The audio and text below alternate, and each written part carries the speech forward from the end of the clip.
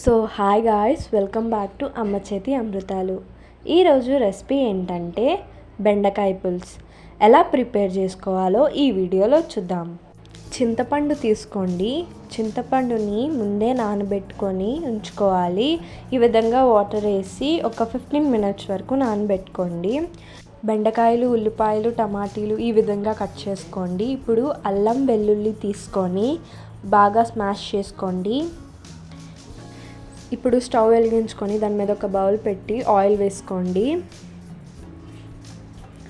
Oil వేసుకున్న తర్వాత దాంట్లోకి పోపు అనేది వేసుకోండి. పోపు, కరివేపాకు వేసుకోండి. అల్లం వెల్లుల్లి దంచుకొని ఉంచుకున్నాం కదా, అది కూడా వేసేయండి. ఎండుమిరపకాయలు కూడా వేసేయండి. ఇప్పుడు బాగా గోల్డెన్ షేడ్ వచ్చే వరకు కలుపుతూ వేగనివ్వాలి. ఈ విధంగా వేగిన తర్వాత ఉల్లిపాయలు అనేవి వేసుకోండి. ఉల్లిపాయను వేసుకోండి. 2 మినిట్స్ వరకు గోల్డెన్ షేడ్ వచ్చే వరకు వేగనివ్వాలి. ఇప్పుడు బెండకాయలు అనేవి వేసుకోండి. ఇవి ఒక 5 మినిట్స్ వరకు అలా వేగనివ్వాలి.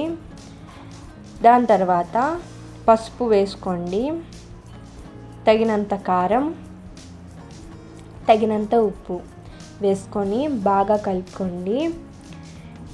ఒక 2 మినిట్స్ వరకు ఈ విధంగా వేగిన తర్వాత దీంట్లోకి కట్ చేసి ఉంచుకున్న టమాటీలు కూడా వేసి బాగా కలుపుకోండి. ఒక 2 మినిట్స్ వరకు ఈ విధంగా కలుపుకున్న తర్వాత మనం నానబెట్టుకొని ఉంచుకున్న చింతపండు రసం అనేది తీసుకొని దాంట్లోకి వేసేయండి.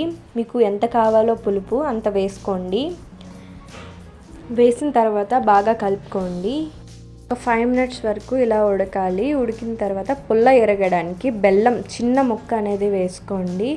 వేసి బాగా కలుపుకోండి. ఒక 2 మినిట్స్ వరకు ఇలా ఉడికించాలి. ఉడికించిన తర్వాత మన టేస్టీ బెండకాయ పులుసు అనేది రెడీ అయిపోతుంది. చూసారు కదా, చాలా ఈజీగా ప్రిపేర్ చేసుకోవచ్చు. ఈ వీడియో మీకు ఎలా అనిపించిందో కామెంట్ బాక్స్లో కామెంట్ చేయండి. అండ్ ఫర్ మోర్ వీడియోస్కి subscribe to our channel. Thank you.